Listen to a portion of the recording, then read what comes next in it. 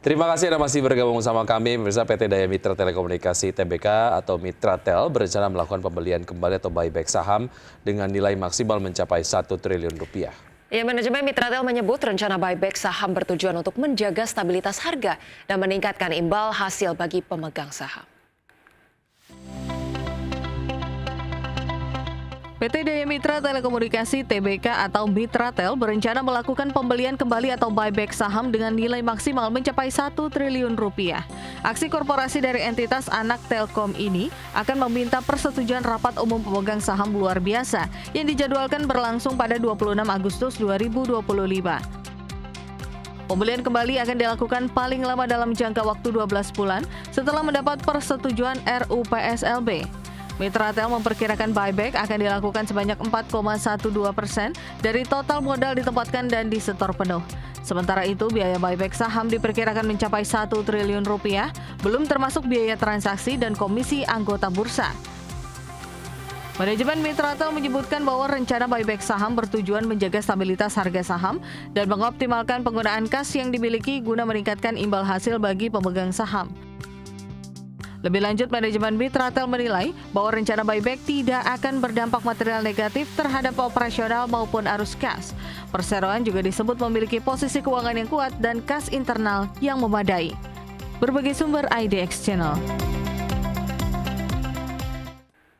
PT Summarecon Agung TBK atau SMRA mencatatkan raihan pendapatan prapenjualan alias marketing sales sebesar 2,2 triliun rupiah per semester 1 tahun ini. Ya, raihan tersebut sekitar 44% dari target marketing sales SMRA yang sebesar 5 triliun rupiah. Dari 9 township yang dimiliki SMRA saat ini, 3 kontributor terbesar terhadap total marketing sales per Juni 2025 adalah dari Serpong sebesar 44%, kemudian Bandung 14% dan Crown Gading 13%. SMRA masih memiliki sejumlah produk baru di pipeline yang akan diluncurkan hingga akhir tahun 2025.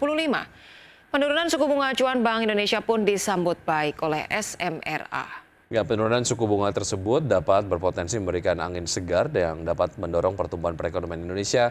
Seiring dengan adanya penurunan suku bunga acuan tersebut, diharapkan juga dapat memberikan efek positif yang mana berpotensi menurunkan cost of fund perseroan.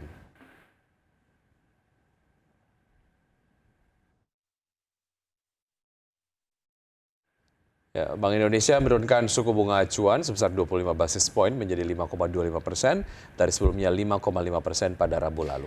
Kebijakan ini membuka peluang bagi para emiten untuk memperoleh pendanaan eksternal seperti pinjaman bank. United Tractors atau UNTR mengoptimalkan penggunaan cost of fund yang paling kompetitif dalam menjalankan usaha, termasuk memaksimalkan kombinasi penggunaan dana internal dan dana eksternal atau kredit dengan menjaga gearing ratio pada posisi yang sehat dan balance sheet yang kuat. Obligasi juga dapat menjadi opsi untuk digunakan dalam refinancing pinjaman sepanjang manfaatnya lebih baik.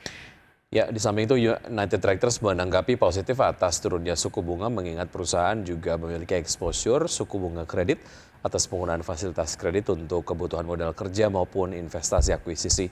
Berdasarkan laporan kinerja keuangannya per kuartal 1 2025, anak usaha dari Astra Internasional tersebut melaporkan liabilitas jangka pendek dari utang jangka panjang pada segmen pinjaman bank sebesar 2,52 miliar rupiah. Selain itu, utang jangka panjang setelah dikurangi bagian jangka pendek dari pos pinjaman bank tercatat mencapai 14,84 miliar rupiah.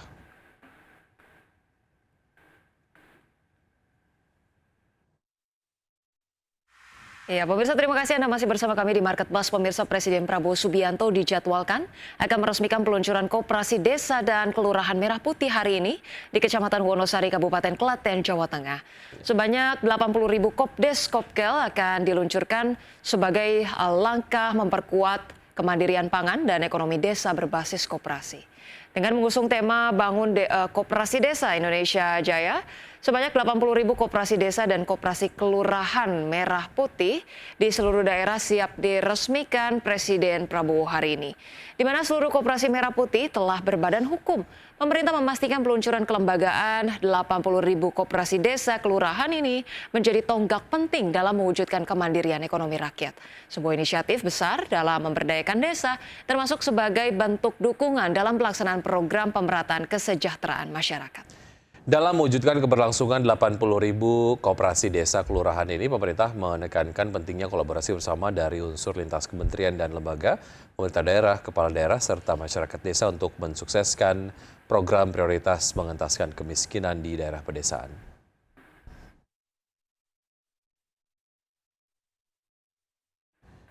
Menteri Perindustrian Agus Gumiwang Kartasasmita melepas ekspor baja lapis dengan volume mencapai 10.000 ton ke Amerika Serikat. Nilai total dari ekspor baja tersebut mencapai 12,6 juta dolar Amerika atau setara dengan 205,4 miliar rupiah. Baja lapis produksi PT Tata Metal Lestari mulai diekspor ke Amerika Serikat dengan volume mencapai 10.000 ton. Nilai total dari ekspor baja tersebut mencapai 12,6 juta dolar Amerika atau setara dengan 205,4 miliar rupiah.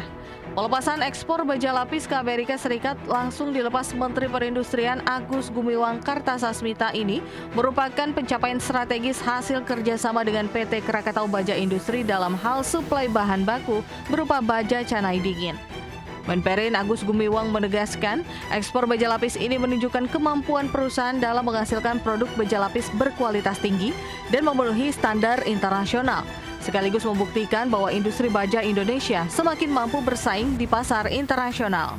Tahun 2024 sebesar 196,5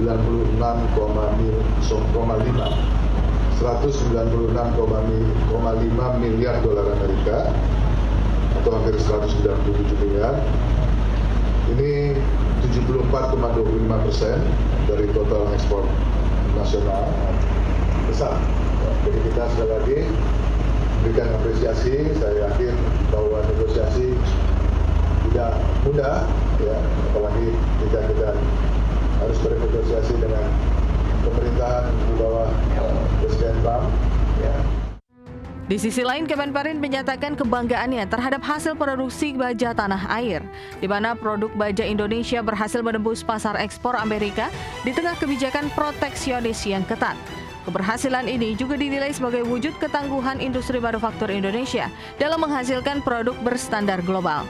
Jakarta, Tim Liputan IDX Channel. Baik pemirsa, kita terlebih dahulu akan melihat bagaimana perkembangan ataupun update dari perdagangan pasar modal atau IHSG pada pagi hari ini.